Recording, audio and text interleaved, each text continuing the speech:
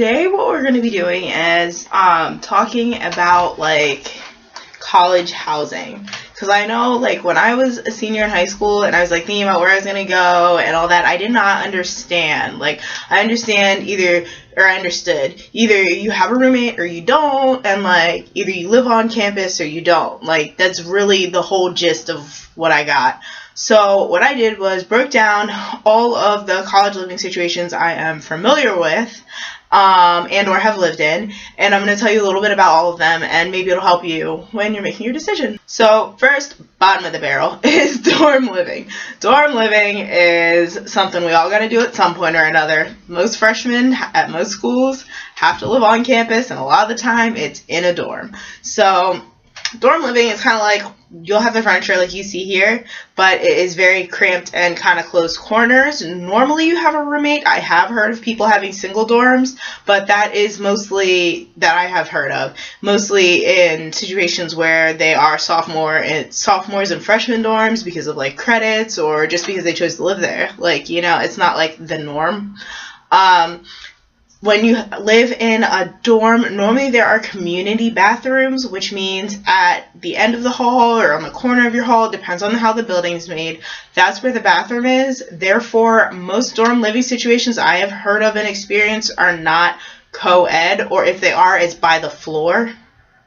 So, and that's just because you guys share bathrooms. Like, I personally would not want to go shower during a grown man's morning taking care of business. And dorms are, so if you have financial aid, it's covered by that. If you don't, you pay out of pocket, it's covered by that, say, like $30,000 figure that you pay every semester. Next is suite living, the suite life.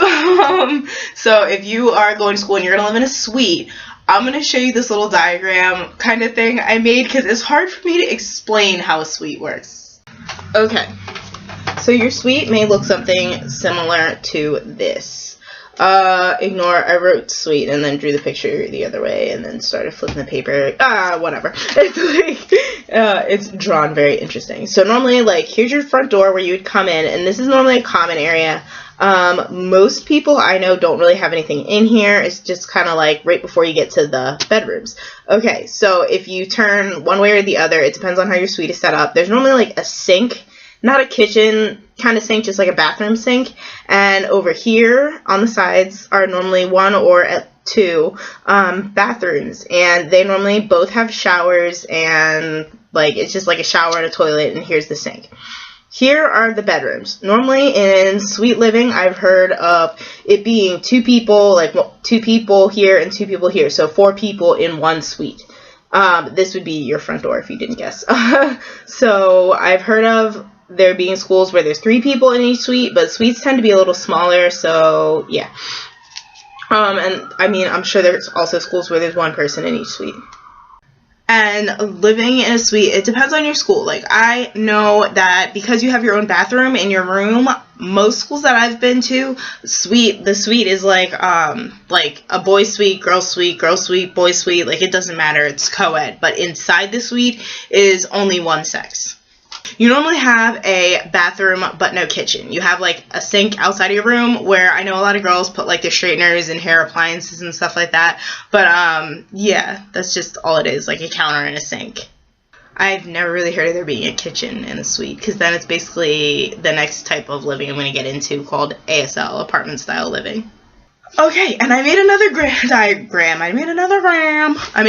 diagram for apartment style living just to explain it. It's like easier for me to explain like this than if I'm like, okay, and the bathroom's here, and then here's where you are, and like, you know, easier. Let's go. Okay, and this is the suite I made, apartment style living. Okay, so I'm trying to make sure I have everything on camera. So normally this would be the front door. You come in, and this is like a little common area. Most people have like couches, TVs, things like that. Like, it's like a living room, kind of similar to in a normal apartment.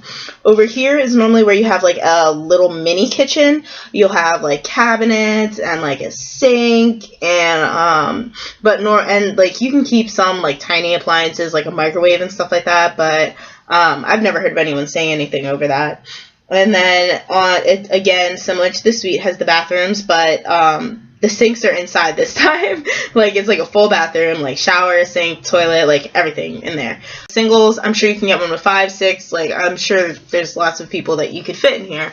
Yeah, this is how Sweet Life works out. Or Sweet Life. Oh my goodness. This is how apartment style living would look. I did mean to say that in apartment style living and suite living, they are both covered by financial aid, like, or your big figure, like at the end of the semester, you normally like pick an on-campus living situation and it will be covered in your financial aid. And the very last type of living I am familiar with is off-campus living. So that is just like when you have a house, an apartment, a condo, something like that, but you are not on the campus grounds. Therefore, you pay your rent, like your whatever, I don't know, $10,000 a month or $10,000 a month, $1,000 a month or whatever, and it's just like your name's on the lease, you live there. Some universities will do off-campus living through the university, so sometimes you can apply your financial aid, but other times it's just like a house you're renting from somebody, or like an apartment you're renting from somebody. And of course in them you can do whatever you want, live however you want. But yeah, that was my really quick breakdown of college living, things I wish I knew or better understood younger in life. Oh my gosh, I'm only talking about when I was a freshman and I'm a senior. But like when I first started school. So if you have any comments, questions, whatever, I'm sorry, I'm getting sick, so I sound kind of crazy right now. But yeah, so comment below. Follow me on Insta. Or should we do it on the side? I don't know. Whatever. Follow me on Insta. And I will talk to you later. If you have any other ideas for my little college series, please feel free to comment below or ask me personally. Alright, I'll talk to you later.